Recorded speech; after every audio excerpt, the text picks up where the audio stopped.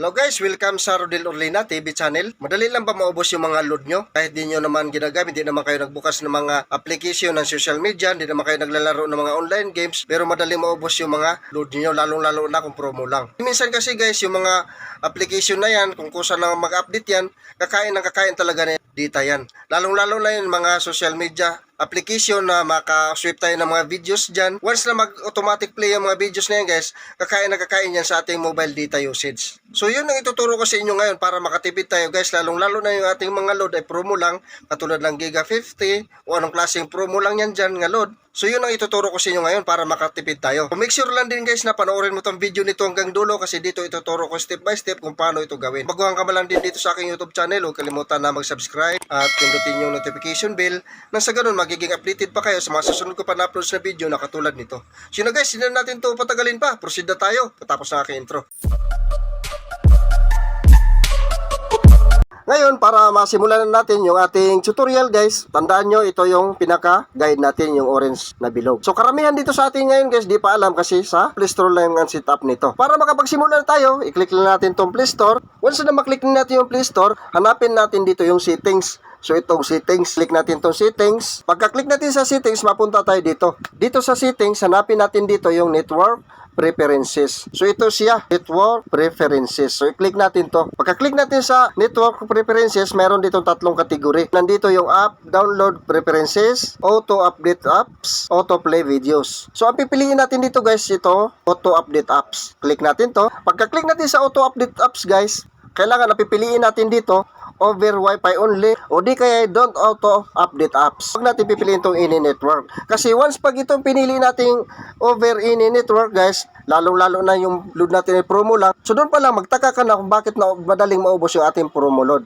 So kailangan natin pipiliin talaga dito lang sa dalawa, yung over Wi-Fi only at itong don't auto update apps guys. So ang pipiliin ko dito itong over Wi-Fi only. I-click mo lang to.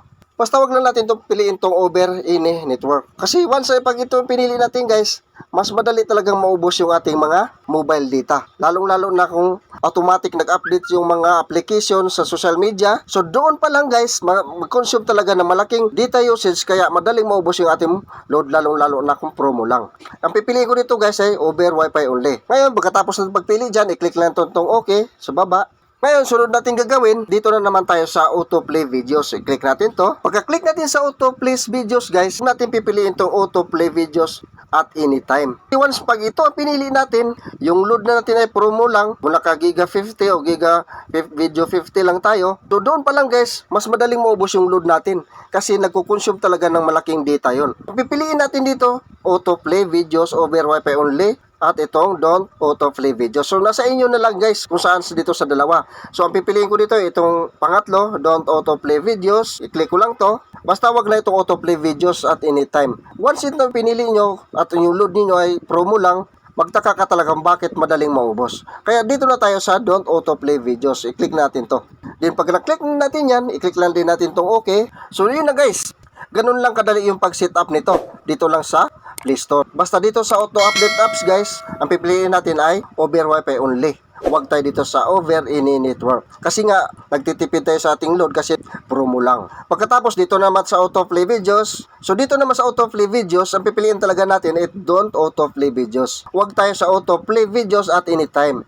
Once na ito ang pinili natin, lalong-lalo na yung load natin ay promo lang, magtaka ka talaga, madaling maubos talaga yung load natin. Kasi nagkukonsume talaga yan ng malaking usage data. Kasi nag-autoplay dito guys, yung mga video na sinusip natin. At doon pa lang, nag-consume talaga siya ng malaking data yan. Kung kailangan, ang pipiliin natin, don't autoplay videos o autoplay videos over Wi-Fi only. So sa akin, dito lang sa auto play videos. So yan ang i-click natin. So sana guys, nasundan yung aking tutorial ngayon at may natutunan kayo.